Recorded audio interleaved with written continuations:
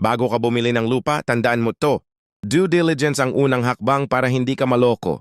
Una, hingin ang original na titulo, hindi photocopy. I-verify mo sa Registry of Deeds kung tunay, updated at walang problema. Pangalawa, ipacheck mo ang survey.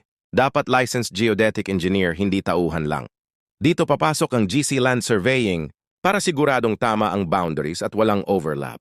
Pangatlo, i-check ang tax declaration at real property tax.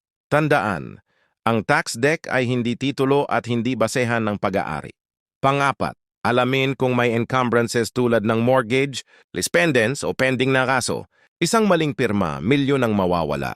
At panghuli, magpa-review ka sa isang attorney para siguradong legal, kompleto at protektado ang transaction mo.